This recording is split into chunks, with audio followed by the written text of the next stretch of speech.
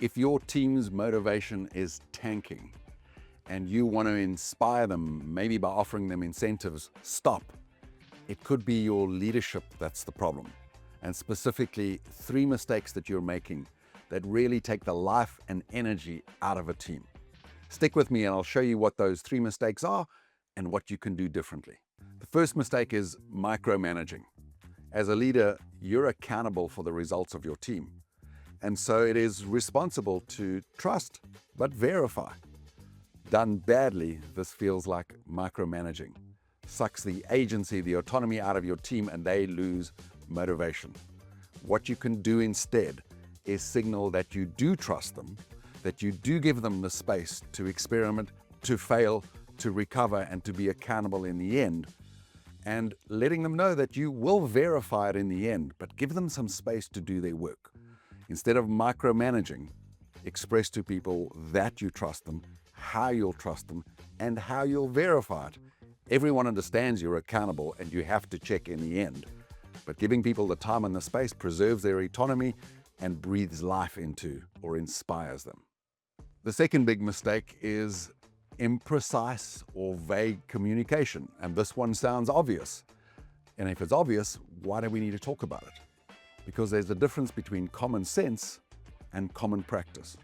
As leaders, we've got a backstory, we've got experience, we've got facts that maybe our team doesn't have.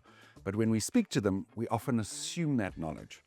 And although it can sound pedantic, the expert move here is to be crystal clear with how you communicate, especially when you're making requests or even insisting that your team do something. A request should be clear about what you want them to do, by when, and how, with the conditions of satisfaction being crystal clear. That kind of communication is not just valued and appreciated, it also gives people the space to invent within the guardrails you've given them, knowing what your expectations are in the end. And that's inspiring. Big mistake number 3, thinking that incentives and bonuses are a proxy for recognition and appreciation. As a leader, you spend a lot of time in executive meetings deciding on how to pay and reward your team. And it's easy to fall into the trap of assuming that we're paying people a lot of money to produce our results.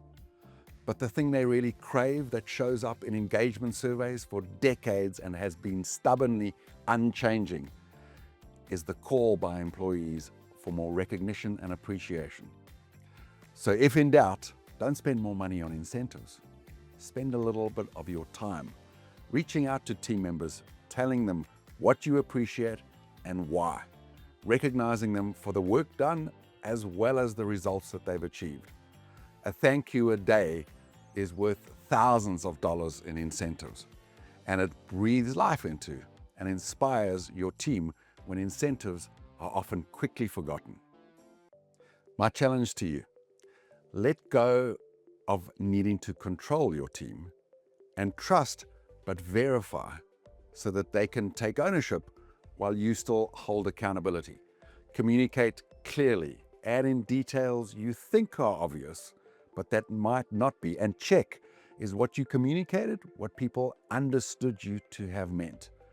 And finally, make it a daily habit to recognize the work people do, the efforts they've made, the results they get, even when they fail. Recognize the effort, the ingenuity, maybe even how they bounce back from a failure. Don't let a day go by without recognition and appreciation. Leadership isn't about being perfect. It's about growing yourself and your team and inspiring them. And the thing that inspires us the most is having a leader that sees us, that trusts us, and that makes their expectations crystal clear. Do that.